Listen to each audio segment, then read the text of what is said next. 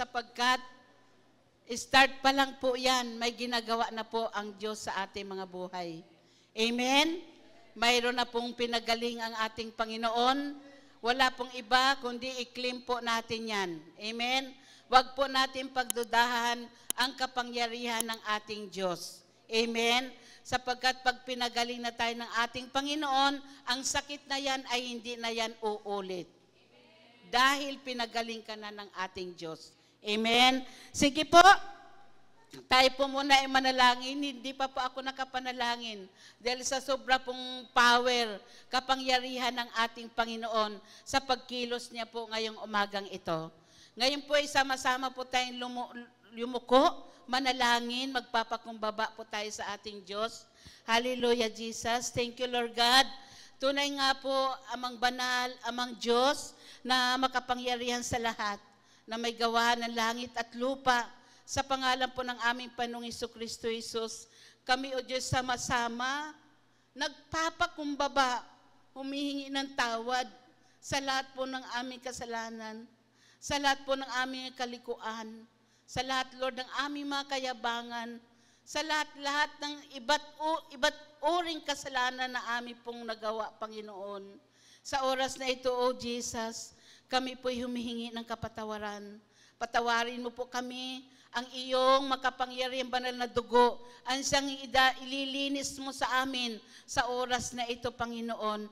Ang siya pong ihuhugas mo sa amin sa lahat ng aming nagawang pagkakasala. Maraming salamat, Lord, at sa umagang ito, Panginoon, sa oras na ito, ay aming ka pong patuloy na inayayahan sa aming kalagitnaan. Nasamahan mo kami, Lord, hanggang matapos ang gawain mo ito.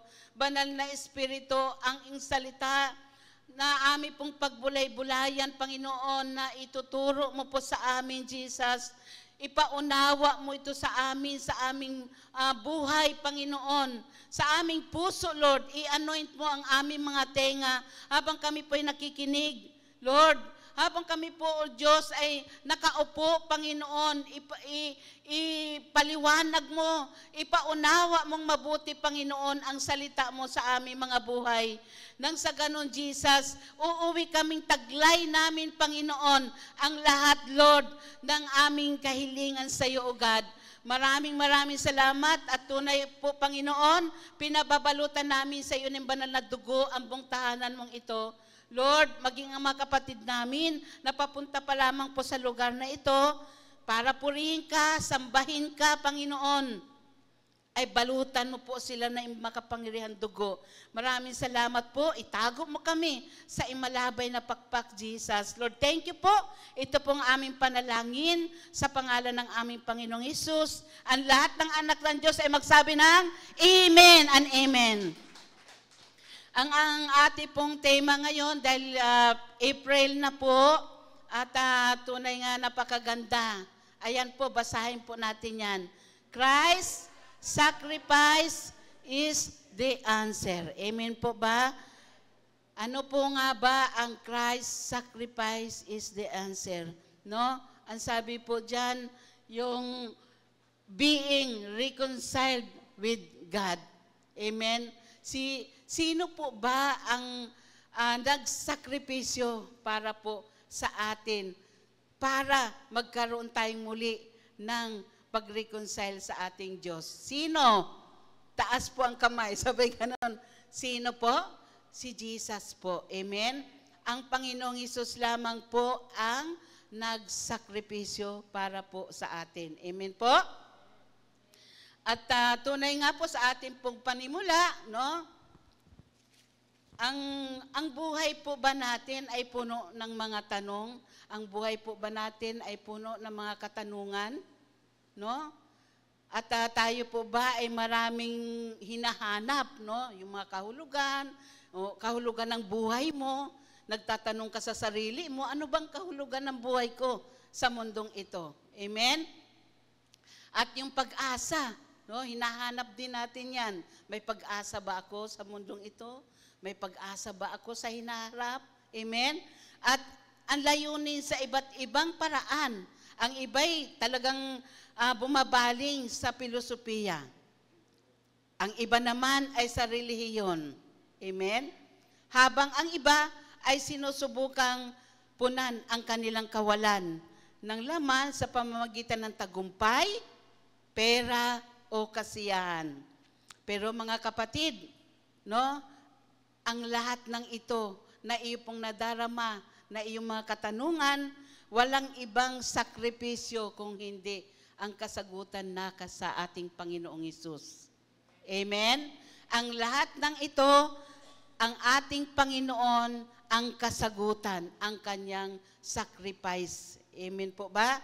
Kaya ang ating pong title, Christ Sacrifice is the answer. Ang sakripisyo ni Kristo ang sagot. Amen? Mababasa po natin yan sa Efeso, chapter 2, verse 13. Ang sabi po dito, datapwat ngayon kay Kristo Jesus, kayong noong unay nalalayo ay inilapit sa pamamagitan ng dugo ni Kristo. Basahin po natin sa ibang translation po. Sabi po dito, ngunit ngayon, dahil sa inyong pakikipag-isa kay Kristo Jesus, kayo'y na dati malayo, inilapit sa pamamagitan ng dugo ni Kristo. Sabi po dito, noon tayo ay malayo sa ating Panginoon. Bakit ba tayo naging malayo? Hindi tayo nakalapit sa Diyos. Amen po ba? Malayo po tayo. Malayo po ang kalagayan natin noon sa ating Panginoon. Bakit po? Dahil po sa ating mga kasalanan. Amen po ba? Ang sabi dito, na inilalapit po tayo ng ating Diyos sa pamamagitan ng dugo ni Kristo. Ngunit sa kabila ng lahat, no, sa pagsisikap na ito, nananatili ang pinakamahalagang tanong. Ito yung tanong po sa atin. Paano maaring mapalapit ang isang makasalanang tao sa isang banal na Diyos? Ang karamihan po, ito po ang kanilang ginagawa. Naniniwala na maaari nilang malampasan ang agwat sa pamagitan nila at ng Diyos sa pamamagitan ng mabubuting gawa. Ito po yung kanilang ginagawa, no? Paano sila makakalapit sa ating Diyos? Sabi dito, ang iba, dinadaan nila dahil akala nila gagawa sila ng mabuti, ito yung paraan para po sila ay makalapit sa ating Diyos. At ang iba naman, namumuhay sila po ng matuwid. Naging mabait po. No? Amen? Naging mabait po tayo. Ngunit, mga kapatid, ang malinaw na sinasabi po sa Biblia, ang kasalanan ay naglayo sa atin sa Diyos at wala tayong magagawang upang ibalik ang ating sarili sa Kanya. Hindi po sa mabubuti nating gawa, hindi rin po sa ating mga kabaitan, pero yung result, yan pong mga kabaitan at sa mabubuting gawa, resulta lamang po yan ng pagkilala at pagtanggap natin sa ating Panginoon. Amen? Binabago po tayo na ating Diyos. Pero hindi po ito ang dahilan. Hindi po ito ang paraan para po tayo ay maligtas, para po tayo ay mapatawad, para po tayo ay makalapit sa Diyos. Hindi po ito ang paraan na ginagawa natin. Ito po sa Efeso 2:13, may malinaw po dito na sinasabi po ni Pablo na sa mga taga-Efeso na sila po ay malayo. Noon, dati sila ay malayo, yung mga taga-Efeso sa Diyos.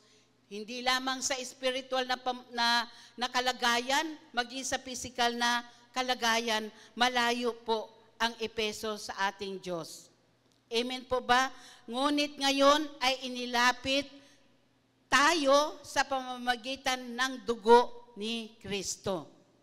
Ang sabi po ni Pablo sa taga-Efeso, dahil sila po ay kumilala na sa ating Panginoon, nung dati sila ay malayo sa Diyos, dahil nga sa kanilang nagawang pagkakasala, sa kanilang mga kasalanan, sila ay napalayo sa Diyos. Pero nung nakilala ng mga taga-Efeso, si Jesus, no, si Jesus, sila po ay inilapit ng ating Panginoong Hesus sa pamamagitan ng kanyang dugo sa ating Diyos. Amen? Palakpakan po natin ang ating Panginoon. Ngayon, pag-aralan po natin ang dalawang mahalaga. Dalawa lang po ito. Kaya hindi po tayo lalampas ng alas 12. Alauna lang. No? May pero okay lang po ito. Mag-focus lang po tayo sa salita ng Diyos ngayon. Huwag na po muna natin intindihin kung ano po yung iyong bibilhin mamaya. Kay Jesus muna tayo. Ngayon po, mayroon tayong pag-aralan. No? Dalawa lang po ito.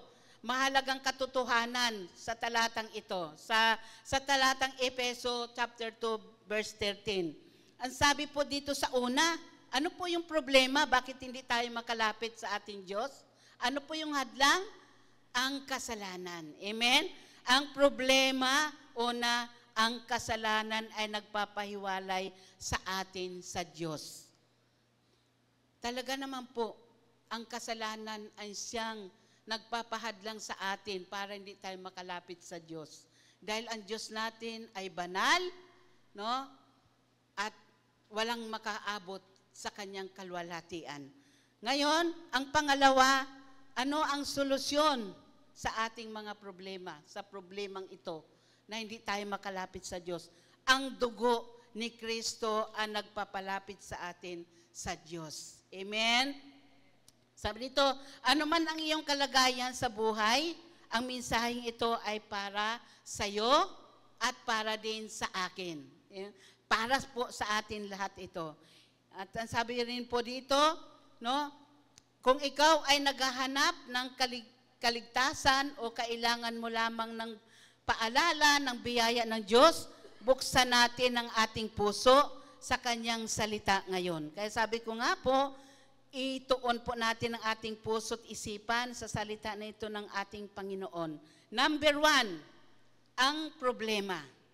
Ang kasalanan ay nagpapahiwalay sa atin sa Diyos. Ipinapaalala ni Pablo na sa mga taga-Epeso na sila ay dating malayo, hindi lamang sa pisikal na aspeto, kundi sa espiritual na kalagayan. Ang kanilang pagiging hiwalay sa Diyos ay resulta lang ng kasalanan. Ang kanilang pagkahiwalay sa Diyos, ito ay resulta ng kanilang pagkakasala sa ating Panginoon. Ganon din po tayo, no? Mapahiwalay tayo sa Diyos dahil sa ating mga kasalanan. Nagkaroon po tayo ng pagkakasala sa ating Panginoon, kaya ang resulta nito ay pagkahiwalay sa ating Panginoon. At ano pa po, ang kasalanan ang dakilang hadlang. Mula pa sa simula, ang kasalanan ay naging dahilan sa pagkahiwalay ng tao sa Diyos. Mababasa po natin yan sa Genesis chapter 3, 23-24. Makikita po natin, basahin po natin ito sa ating mga tahanan ng buo. Sabi po dito, pinalayas, no? Pinalayas ng Diyos sina Adan at Eva sa hardin ng Eden na sumisimbolo sa pagkawala ng kanilang direktang pakikisama sa Diyos. Amen po. At sa Isaiah 59 verse 2, ngunit ang inyong mga kasamaan ay siyang nagpapahiwalay sa inyo at sa inyong Diyos, at ang inyong mga kasalanan ay siyang nagkukubli ng kanyang muka sa inyo upang siya'y huwag makinig. At ang kabayaran ng kasalanan ay kamatayan. Yan sa Roma 6:23. Ang ginawa po kasi nila ni Adan at Eva, sila po ay sumuway sa ating Diyos. Amen? Hindi po sila sumunod sa Diyos, sa utos ng ating Panginoon. Kaya ang ginawa ng Diyos, pinalayas sila, pinaalis sila doon sa Garden of Eden. Amen po ba? At ano ang kapalit ng kanilang kasalanan? Sa Roma 6:23, sapagkat ang kabayaran ng kasalanan ay kamatayan. No? Sa pagkakasala ni Adan at ni Eva, ang nagiging kabayaran ay kamatayan. Kamatayang espiritual, at naputol ang kanilang ugnayan dahil sa kanilang pagkakasala sa Diyos. Amen? Ganon din po tayo. Kapag po tayo nakagawa ng pagkakasala sa harapan ng ating Diyos, hindi po tayo makalapit sa ating Panginoon. At kahit manalangin ka, no, hindi pa rin didinggin ng Lord ang ating panalangin. Nakukubli ang mukha ng Panginoon sa atin. Amen? Dahil sa ating mga kasalanan. Ang pagkahiwalay na ito ay walang itinatangi. No? Ang pagkahiwalay ng tao sa Diyos ay walang itinatangi. Lahat po tayo. Ang problema nga ng kasalanan ay hindi lamang para iilang tao. Ito ay para sa lahat. Lahat po ng tao sa mundong ito ay nagkasala. Amen? Lahat ng tao sa mundong ito ay may kasalanan. Oh, mayroon na baka may wala naman akong ginawang masama, no? Wala naman akong inagrabyado. Ganon. Paano ako nagkasala? Dahil doon pa lang po sa una, no? Ang kasalanan ang siyang naging hadlang sa Diyos at sa tao. At ang unang tao na nilika ng Diyos, si Adan at si Eva. Amen po ba? Amen. At ang sabi po dito, ang pagkahiwalay na ito ay walang itinatangi, kaya lahat tayo ay nagkasala sa ating Diyos. Naman ang kasalanan. Amen? Napakabuti po ng ating Diyos. At ang sabi dito sa Roma 3:23, sapagkat ang lahat ay nagkasala nga at hindi nangakaabot sa kaluwalhatian ng Diyos. Lahat po tayo, malinaw po ito, lahat po tayo ay nangagkasala at hindi tayo nakaabot sa kaluwalhatian ng ating Panginoon. At sa Efeso 2:12, ang mga hintil ay tinawag ni Pablo na hiwalay kay Kristo, walang pag-asa, walang Diyos sa sanlibutan. Sabi dito, anuman ang ating relihiyon, ang kabutihan ng ginagawa, kung wala si Kristo, tayo ay patuloy na malayo sa Diyos. Di ba? Anuman ang ating marelihiyon, anuman ang kabutihan na ating ginagawa, kung wala si Kristo sa buhay natin, ay malayo pa rin tayo sa Diyos. Di po ba? Malayo pa rin po tayo sa Diyos kung wala si Kristo sa buhay natin. Kahit gaano tayo kabait, kahit na tayo na yung lahat ng tumulong, no? Nag-ano ka na, nagsakripisyo ka na, hindi pa rin po yan kung wala po si Kristo sa ating mga buhay. At sabi pa rin po dito, walang sino mang nakakalapit sa Diyos sa pamamagitan ng sariling pagsisikap. Maraming tao, no, sumusubok at na lumalapit sa Diyos sa pamamagitan ng sariling kabutihan.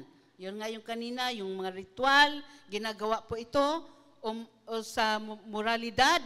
Ngunit talagang sinasabi sa Biblia, no, na ang ating sariling gawa ay hindi sapat. Dahil kahit po tayo ay sobra-sobra nang nandoon na tumutulong na lahat, ginagawa na, hindi pa rin po yan ang dahilan. Dahil sa Kawikaan 14:12, may daan na tila matuwid sa isang tao, ngunit ang dulo niyaon ay mga daan ng kamatayan. Ang akala mo, yung daan na yon ay mabuti, pero ano po ang dulo nito? Ay kamatayan. Amen po ba? At sa Titus po 3:5, hindi dahil sa mga gawa ng katuwiran na ginawa natin, kundi ayon sa kanyang kaawaan ay kanyang iniligtas tayo. Tignan po natin sa buong translation nito. Iniligtas niya tayo hindi dahil sa ating mabubuting gawa, kundi dahil sa kanyang habag sa atin, tayo'y iniligtas niya sa pamamagitan ng Espiritu Santo na naghugas sa atin upang tayo'y ipinganak na muli at magkaroon ng bagong buhay. Amen? Ano po ito? Iniligtas po tayo ng ating Panginoon. Hindi po tayo naliligtas dahil sa ating mga mabubuting gawa. Amen po ba?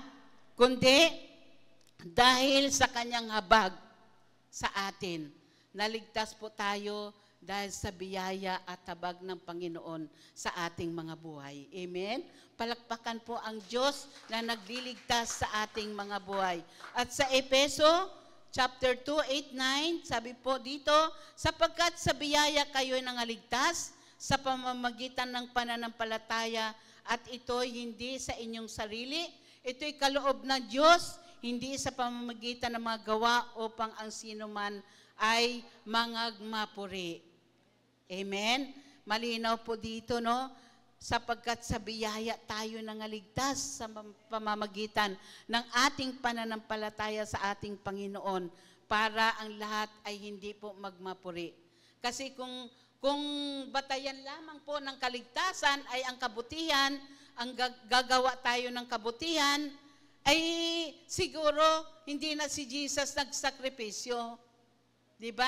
Isipin po natin, kung ang pamantayan ng ating Diyos, gagawa lang tayo ng mabuti, no? At yun ay maliligtas tayo, alat na tayo gagawa ng mabuti. Di po ba? Si Jesus, andun pa sa langit. Dahil lang, kung sa tingin mo na ikay mabuti, ikay mabait, nagkakawang gawa ka, maliligtas ka. Kung yun ang isipin. Pero kapatid, hindi po yan ang pamantayan ng ating kaligtasan. Amen? Naliligtas po tayo dahil mayroon tayong Panginoong Hesus na tunay na nagbibigay, nagsakripisyo ng kanyang buhay para sa atin. Amen? Palakpakan po natin ating Panginoon. Kasi po, no, tayo ay nangaligtas sa biyaya at pananampalataya, malinaw na hindi tayo nangaligtas dahil sa ating sariling gawa. Nakakahiya naman po sa ating Panginoon. Pag po sinasabi natin, Lord, mabait naman ako. No? Kaya nga, no, sa ating mga buhay, ang kaligtasan ay kaloob ng Diyos. Ito ay regalo. Pag sinabing regalo, kaloob, bigayan ng Lord sa atin. Yan ay libre. Walang bayad. Amen? Pag sinabing kaloob sa'yo. Bigay ko sa'yo. Regalo ko sa'yo, Sister Angie. Sabi ni Sister Angie, asaan? Magbigay ako ng regalo sa'yo. Bigay ko yung regalo sa'yo. Pag sinabing ibigay ng Lord, kaloob ng Lord, ano po ang gagawin natin pag bibigyan po tayo ng regalo? Tatanggapin o hindi? Laban, bawi. Di ba? Tatanggapin. Kasi binigyan ka ng regalo, ba? Tuwang-tuwa ka. Tatanggapin mo yung regalo. Ngayon, si Jesus, regalo ng Ama para sa atin. Amen? Ang sabi po sa John 3:16, ano po? Gayon na lamang, sapagkat gayon na lamang ang pag-ibig ng Diyos sa sanlibutan, kaya ibinigay niya ang kanyang bugtong na anak, ang kaisa-isa niyang bugtong na anak, upang ang sino mang sumampalataya sa kanya ay hindi mapahamak, kundi magkaroon ng buhay na walang hanggan. Iyan po ang regalo ng Diyos sa atin, ang sakripisyo ni Jesus para sa atin. Kung anuman yung mga agam-agam natin sa ating mga buhay, anuman yung mga alalahanin natin, ligtas ba ako? Ngayon mag-isip na po tayo. No? Totoo bang ligtas na ako? Tinanggap ko na ba talaga ng totohanan si Lord sa buhay ko? Ako po ba humingi na ng tawad sa Kanya? Totally surrender na po ba ako kay Lord? Isipin po natin ito. Amen? Dahil ang kaligtasan ay regalo ng Diyos para sa atin. At ang kaligtasan ibinigay ni Lord sa atin, kundi ang buhay ng ating Panginoong Hesus. Amen? Para tayo ay maligtas. Para tayo hindi mapahamak sa dagat-dagatan apoy ng impyerno. Amen? Dahil kung dati tayo ay nakapila, no? Papuntang impyerno, si Jesus sinugo ng Diyos para sa atin. Para tayo alisin doon sa kasalanan at patawarin sa kasalanan na namanan natin. Amen? Dahil lahat ng iyan ng pagsakripisyo ni Jesus sa kanyang pag-ibig sa ating bawat isa sa atin, ibinigay ng Diyos ang kanyang kaisa-isang anak. Si Jesus, talagang yung pagsakripisyo niya, hindi po siya bumitaw, no? Kahit anong gawin niya, kahit anong gawin sa kanya ng tao, no? Hampasin, kurunahan ka ng puro tinik. Napakasakit po nun. Ginawa lahat ni Jesus yan. Hanggang Golgotha, hanggang sa krus, naglalakad siya ng super init, pasan-pasan ang krus. Hindi niya po yan binitawan, ang krus na yan, para sa iyo at para sa akin.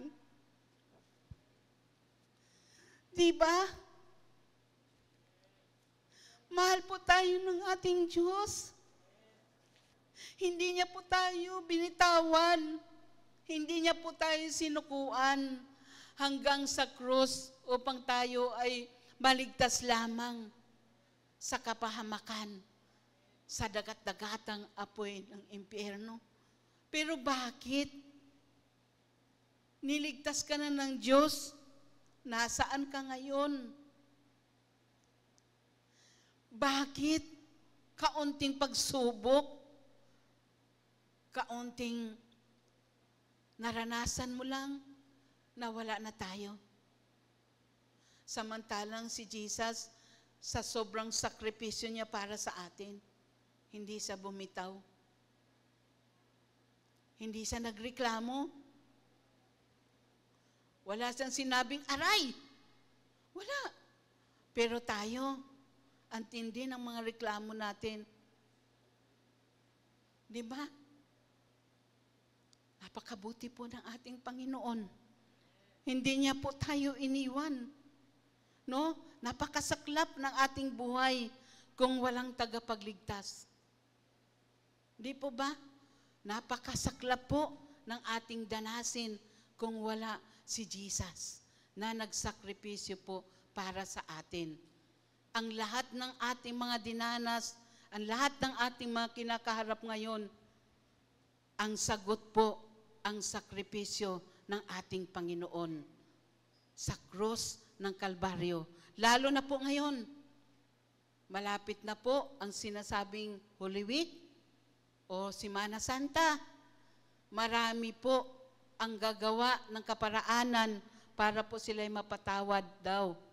Sabi ng ating Panginoon sa kanilang mga kasalanan. Iba-iba po ang kanilang mga ginagawa.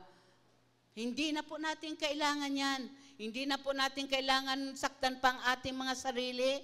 Hindi na po natin kailangan na magpasan-pasan ka pa dyan sa daan na super init. Kung hindi, manalangin ka lang sa isang tabi. I-surrender mo ang iyong buhay sa Panginoon. Tanggapin mo siya bilang Panginoon mo at sariling tagapagligtas. Ikaw ay ligtas na.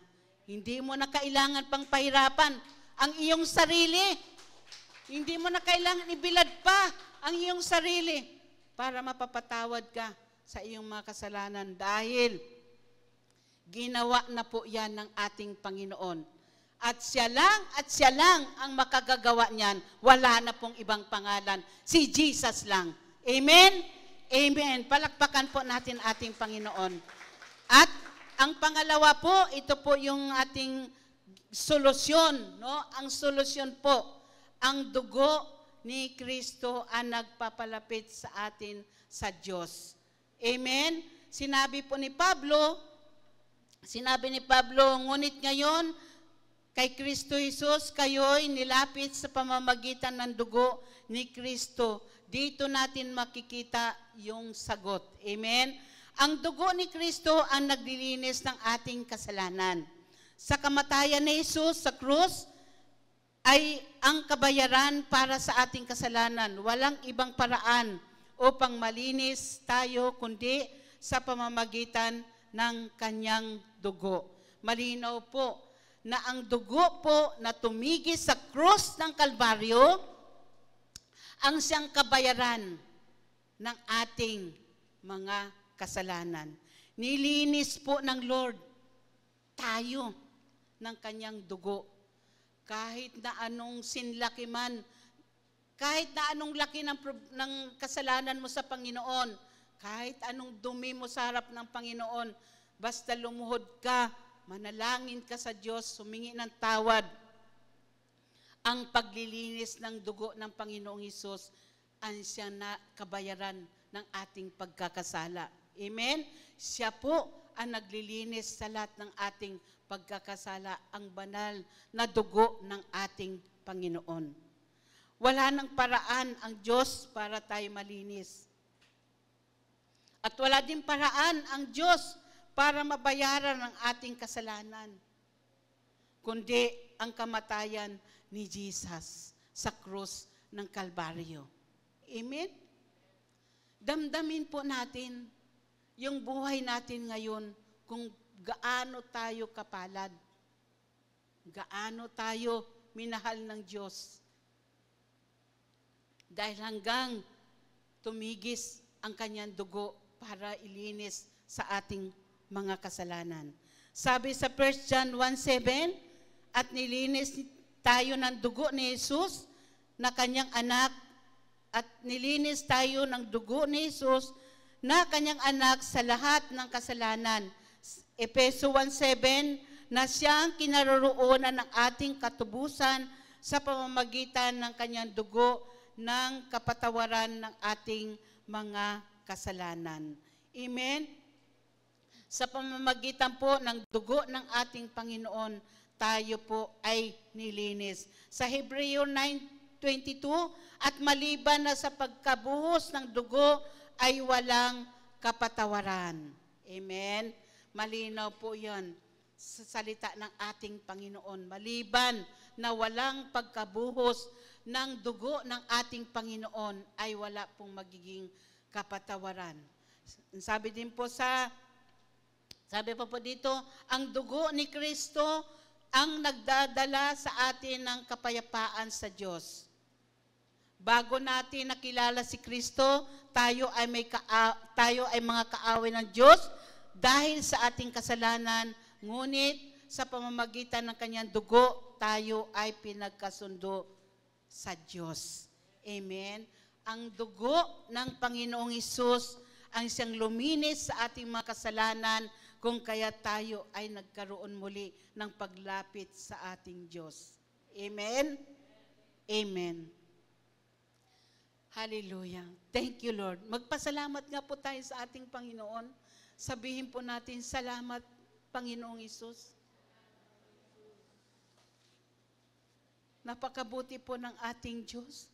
Sabi po sa Colossus 1:20, at sa pamamagitan niya ay pinapagkasundo niya sa kanya ang lahat ng mga bagay na ginawa niyang may kapayapaan sa pamamagitan ng dugo ng kanyang krus. Sa Roma 5:1, yamang tayo inaring ganap sa pamamagitan ng pananampalataya, may kapayapaan tayo sa Diyos sa pamamagitan ng ating Panginoong Hesus. Dahil tayo po ay nakalapit na po sa ating Panginoon, malinaw po sinasabi dito ng ating Panginoon, yamang inaring ganap sa pamamagitan ng pananampalataya, may kapayapaan tayo sa Diyos sa pamamagitan ng ating Panginoong Hesukristo. Nagkaroon na po tayo ng kapayapaan. Amen? Ang kapayapaan na hindi nabibili kahit sa tindahan. Kahit sa mall, hindi po natin yan mabibili. Kung di ang kapayapaan lamang ang galing sa ating Panginoon. Amen po ba? At ang sabi pa po dito, ang dugo ni Kristo ang nagbibigay sa atin ng direktang paglapit sa Diyos. No? Ang dugo lamang ng ating Panginoon ang siyang nakapagdirekta para tayo makalapit sa ating Panginoon. Dahil sa lumang tipan, makikita po natin na ang mga dakilang saserdote lamang yung maaring pumasok sa kabanal-banalan. Sila lamang po, no? Minsan lang sa isang taon, ginagawa ito ng lumang tipan. Ngunit nung namatay si Jesus, pinunit ang tabing ng templo at nagpahiwatig na tayo ngayon ay may direktang daan patungo sa Diyos. Amen? Kung noon, lumang tipan, ang mga saserdote, minsan lang sa isang taon, papasok doon sa kabanal-banalan. Ngayon, pagdating ni Jesus, yung tabing na yan, yung pagitan na yan, napunit po yan, nahati po yan, nawala po yan. Amen? Kaya, tayo nakapasok sa kaluwalhatian natin Panginoon at malaya na tayong makalapit sa Diyos sa pamamagitan ng ating Panginoong Hesukristo. Amen? Amen. Palakpakan po natin ating Panginoon. Kaya, wala pong iba. Walang ibang pangalan, walang ibang religion, na tayo ay magkaroon ng kaligtasan, hindi rin sa mabubuting gawa, hindi dahil sa talino mo, para tayo magkaroon ng kaligtasan, makalapit sa Diyos, kundi ang ating Panginoong Hesus lamang. At walang ibinigay sa silong ng langit para sukat nating ikaligtas, kundi ang pangalan lamang ng ating Panginoong Hesus. At sa Mateo 27:51, narito ang tabing ng templo at nahapak, ibig sabihin napunit, nahapak at nagkadalawa, buhat sa itaas hanggang sa ibaba. Buhat sa itaas hanggang sa ibaba, ang tabing na ito ay nawasak, nahapak. Sabi dito, nahapak, pero mas maganda, nawasak. Amen? Amen. Palakpakan po natin si Jesus. Amen. At sa Hebreo 10:19-20, yaman ngang may kalayaan tayo sa pagpasok sa dakong banal sa pamamagitan ng dugo ni Jesus. Ayan. Ayan, dito na po, malaya na po tayo makapasok, dahil sa dugo ng ating Panginoong Hesukristo. Napakabuti po ng ating Panginoon. Dahil kay Kristo, hindi na natin kailangan lumapit sa Diyos sa pamamagitan ng mga pari. Ito na po yun. Ano po ba ibig sabihin nito? Tayo po, pagka mayroon po tayong i-confess sa Lord, hindi na po natin kailangan pa kung ano-anong saan-saan po tayo lalapit. Amen? Hindi na kailangan natin magdako sa ritual o sa mga pari. Malinaw dito, na doon ka nagko-confess. Doon ka nagsasabi.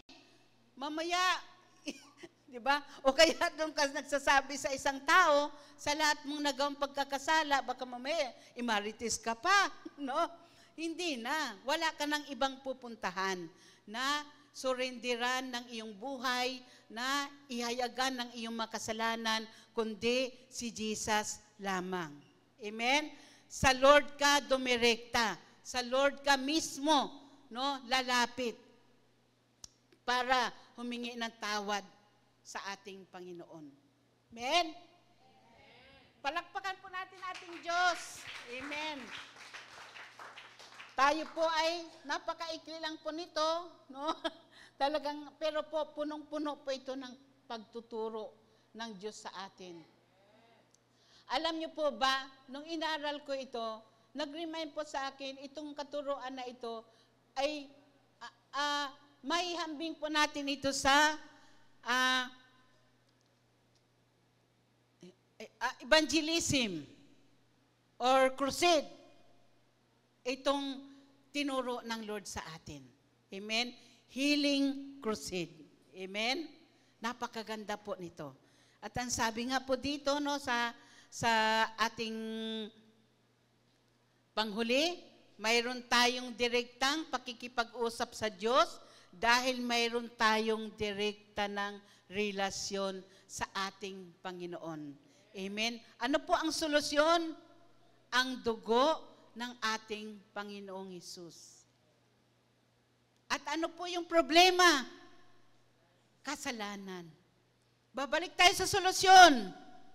Ang dugo ng ating Panginoong Hesus ang siyang naglinis sa ating mga kasalanan. Amen? Sa ating pong conclusion, no, ang mundo ay maaring mag-alok sa'yo ng maraming sagot sa problema ng kasalanan. Ba? Madami. No? Tanging ang dugo ni Kristo lamang ang tunay na solusyon. Wala na pong iba. Amen po? Amen. At mga kapatid, ang kasalanan ay naglalayo sa atin sa Diyos.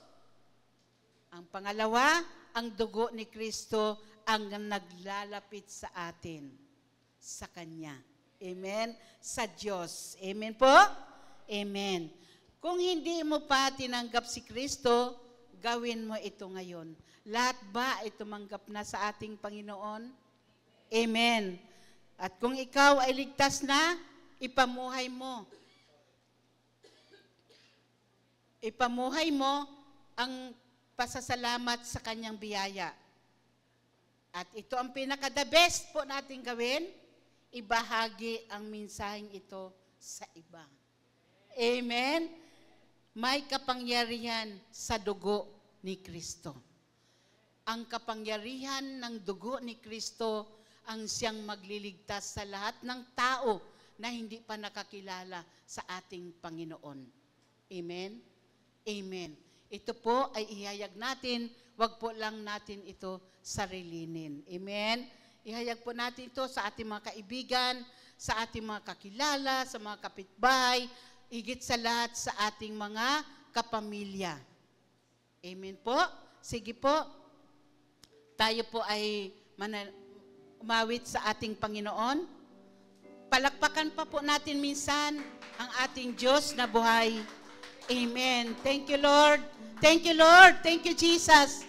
Thank you, Jesus. Hallelujah. Hallelujah. Thank you for the cross, Lord. Thank you for the price you paid, bearing on my sin and shame. In love you came, gave amazing grace. Thank you for this life.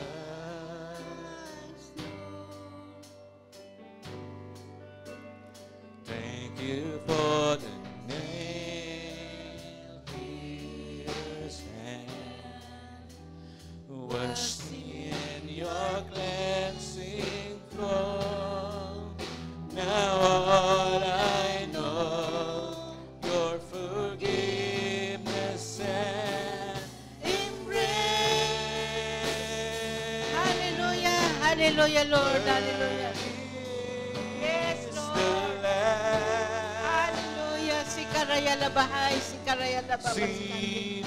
Sikaraya lababasikuraya lababasikante. Sikaraya labasikuraya labahay, sikaraya Crown lababasikante. you now. Yes, Lord. with Hallelujah. many Glory, glory, glory. crowns. You You reign reign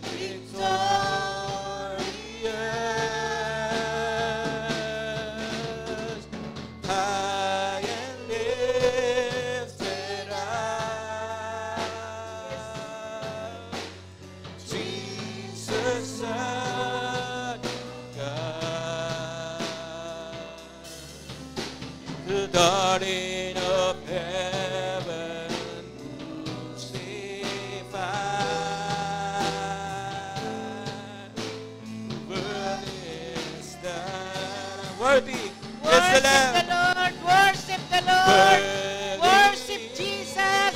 the Hallelujah. Lamb. Hallelujah. Thank you, Lord.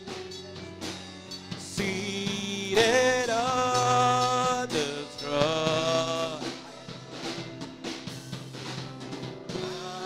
you now with many crowns, you reign higher,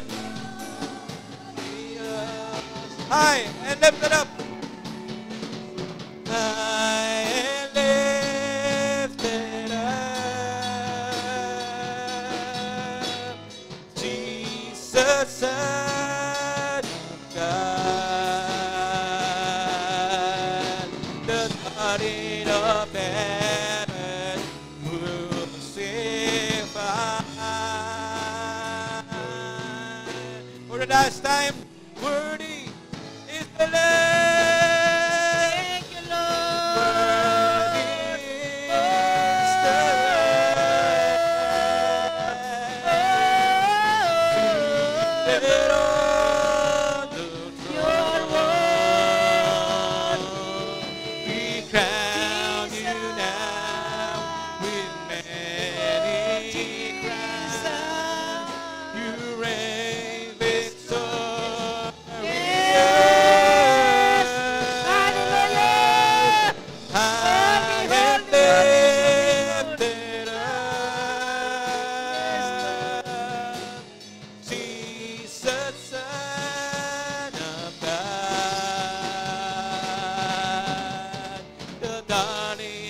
of heaven, the darling of heaven, the darling of heaven, Yes. the darling of Yes, heaven, the darling of heaven, the crucified. darling of heaven, Yes, crucified. Lord Jesus. Hallelujah. Is the Hallelujah. Sikaraya lababasik. Sikaraya labay, sikaraya lababasikandi. Sikaraya lababasikuraya lababasikandi. Hallelujah. Hallelujah, Jesus. Hallelujah, Jesus. Sikaraya labasikandi. Sikaraya labay, sikaraya lababasikandi. Tayo po'y manalangin. At muli, tanggapin natin ang Panginoon sa ating buhay bilang Panginoon at sarili natin tagapagligtas. Isuko natin ang ating mga kasalanan sa Kanya. At sa lahat ng sumusubaybay, sa oras na ito, sundan lang niyo po ang maiksing panalangin ito. Panginoong Hesus, maraming salamat po Maraming salamat po sa iyong salita sa iyong salita na aking pong napakinggan. na aking pong napakinggan. Sa oras na ito, Sa oras na ito, humihingi po ako ng tawad humingi pa ako ng tawad sa lahat po ng aking mga sa kasalanan. lahat po ng aking Mula po nung ako'y bata wala pa ng ako hanggang sa kasalukuyan. hanggang sa kalusugan. Patawarin mo po ako, O Diyos. Tawarin mo po ako. Isinusuko ko po sa inyo Sinusuko ko ang po lahat sa ng inyo aking mga kasalanan, ang lahat ng aking mga karumihan. lahat ng aking karumihan. Patawarin mo po ako. Tawarin mo po ako. At sa oras pong ito, At sa oras po ito, tinatanggap ko po kayo tinatanggap ko po bilang aking sariling tagapagligtas. bilang aking sariling tagapagligtas. Panginoon, Panginoon, magmula sa oras na ito, mula sa oras ikaw na po ikaw na ang manguna ang manguna sa aking buhay. sa aking buhay. Maraming salamat po Maraming salamat sa aking Sa kaligtasan. aking kaligtasan. Salamat sa iyong banal na dugo. Salamat sa iyong banal na At dugo. ako po'y malaya na. At ako po'y malaya. Amen. Amen. Lord, salamat, Panginoon, sa oras na ito, Jesus. Thank you, Lord, dahil sa iyong mayaman at biyaya tabag sa amin. Kaya kami po nagkaroon ng kaligtasan, Panginoon. Maraming salamat, Lord. Hindi nyo kami sinukuan, hindi nyo kami, Panginoon, na talagang nandun, Panginoong Hesus, ang iyong pagsakripisyo, Lord, para kami, Panginoon, ay mapalapit sa Diyos. Salamat sa iyo, O God. Salamat sa iyong kabutihan. Salamat sa iyong pagpapala sa aming mga buhay, Panginoon. Lord, kailanman hindi mo kami pinababayaan, Panginoon. Lahat ng kanong mayroon kami, Jesus, ay galing sa iyo, O God. Kaya, Lord, maging aming hininga, maging yung kapayapaan, Panginoon, maging yung kagalakan, Lord God, sa amin. Lord, ito'y galing sa iyo. Lord, salamat sa mga regalong ito, Panginoon. Regalong kaligtasan, O God, in Jesus' name. Salamat po, Diyos. At sa oras na ito, Panginoon, iyo nga po, Diyos, pagpalain ang mga anak mo na nagbibigay ng panahon sa iyo. Matamang nakikinig sa iyo, Panginoon. Yung aming mga taga-subaybay, Lord.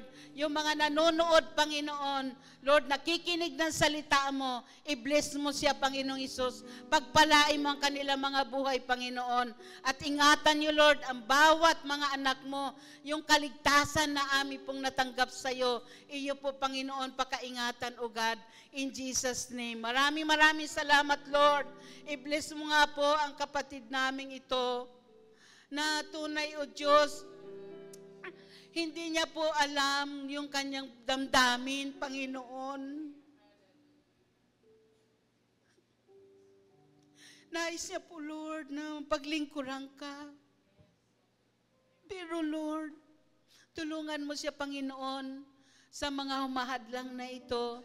Pagliwanagin mo po ang kanyang puso, isipan. Ibalik mo siya, Lord, sa iyong ubasan, Panginoon. In the mighty name of Jesus. Ito po yung aming panalangin, Lord God. Dahil siya, Lord, sa oras na ito ay hinihipo mo na, kinumport mo siya, Panginoon. Lord, kapatid, niyayakap ka ng Panginoon. Nais ng Lord na manumbalik ka sa Kanya, maglingkod ka na may katapatan, magbalik ka sa Kanya sa pagkatawag niya sa iyo. Huwag sayangin ang pagkakataon na ibinigay ni Lord na regalo sa iyo upang siya paglingkuran. Kapatid, ini-encourage ka ng Panginoon, magbalik ka sa Kanya. Salamat po, Diyos. Salamat, Panginoon. Thank you, Jesus. Bigyan mo po, dalangin namin. Bigyan mo siya ng kagalakan, Lord. Yung parang nadarama namin, Panginoon, na ang problema ay nawawala dahil nandyan ka, Panginoong Hesus, na nagbibigay ng kapayapaan sa bawat isa sa amin, Panginoon. Kaya, Lord, wala kami ibang sasabihin kundi ang magpasalamat sa iyo dahil hindi mo kami pababayaan, Panginoon. Hindi mo kami, Lord, pinabayaan sa anumang kalagayan ng aming mga buhay. Bagkus, Lord, nililift up mo kami, Panginoon. Pinatatatag mo kami, Panginoong Hesus. Maraming salamat sa iyo, O God. Thank you, Lord, sa iyong salita na siya po nagpapaalala sa amin, Panginoon. Napakahalaga, Lord, ng buhay, ng pagsakripisyo mo po sa amin, Panginoon. Kung kaya kami, Lord, nagkaroon ng kaligtasan. Thank you po. Ito po ang aming panalangin sa pangalan po ng aming Panginoong Hesus. Amen and amen. Hallelujah. Salamat, Panginoon.